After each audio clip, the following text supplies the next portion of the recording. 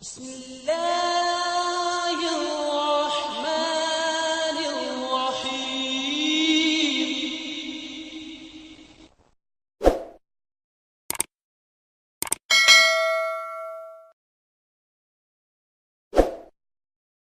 کہ آج خدا کے فضل سے شعبان کی 12 تاریخ ہے. شعبان کی 15 تاریخ کو ہمارے غیر احمدی مسلمان بھائی شب برات مناتے ہیں، اور غیر احمدی علماء کرام بڑے بڑے مضامین لکھتے ہیں. ان کی مضامین کے جو بنیاد ہوتی ہے وہ سورہ الدخان کی ابتدائی آیات ہیں، جس میں اللہ تعالیٰ فرماتا ہے انا انزلناہ فی لیلۃ مبارکۃ. تو لیلۃ مبارکۃ سے مراد غیر احمدی علماء شب برات لیتے ہیں.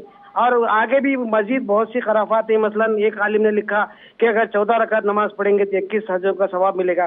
تو اس سلسلے میں آپ کی خدمت میں سیدنا حضرت مسیح السلام کی تفسیر کا ایک مختصر سا حصہ آپ کی خدمت میں پیش کرتا ہوں، آپ ملاحظہ کیجیے.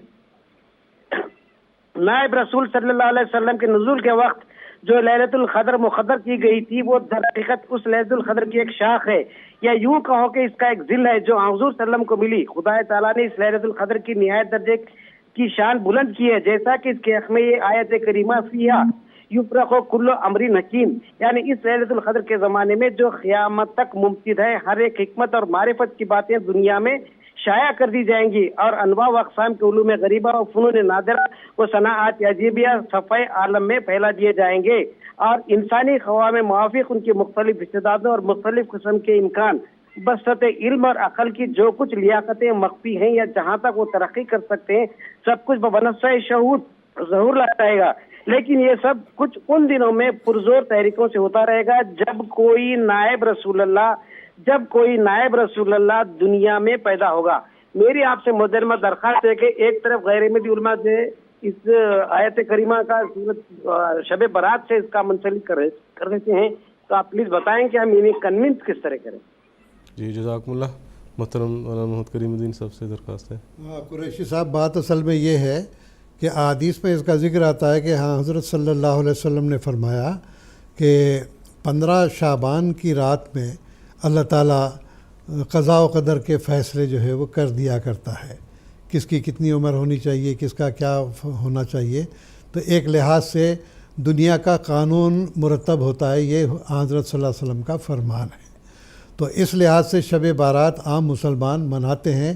ایک بعد میں یہ رسم بن گئی ہے، ورنہ اس کا تعلق یہ صورت دخان کی آیت سے یا لیلۃ القدر سے جوڑنا یہ کسی طرح سے درست نہیں ہے.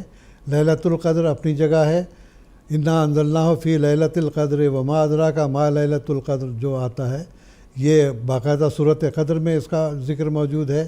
تو یہ وہ رات ہے کہ جس میں قرآن مجید کا نزول ہوا، کہ یہ نزول قرآن ہے. اور جیسا کہ آپ نے مسیح موعود علیہ السلام کا حوالہ پڑھ کے سنایا ہے، تو دراصل کسی بھی معمور من اللہ کا جو وقت ہوتا ہے وہ بھی شب قدر ہی ہوتی ہے، اس واسطے کہ اللہ تعالیٰ نے مقدر کیا ہوا ہوتا ہے کہ اپنی برکات اس زمانے میں نازل کرے. الہام و کلام سے اللہ تعالیٰ نوازتا ہے اور اس کے نتیجے میں دنیا میں بڑے نشانات ظاہر کرتا ہے، اور سب سے بڑھ کر یہ کہ اپنی ہستی کا ثبوت دیا کرتا ہے.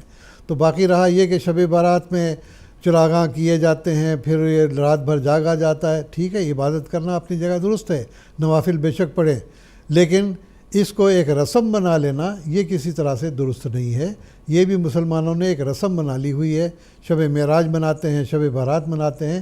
نہ حضرت صلی اللہ علیہ وسلم کے زمانے میں نہ خلفائے راشدین کے زمانے میں کبھی یہ بات منائی نہیں گئی، اور نہ کبھی کسی نے چراغاں کیا. یہ سب بات کی پیداوار ہے، یہ ساری بات کی بدعت ہے. جی جزاکم اللہ حسن الجزا. اب ہم پروگرام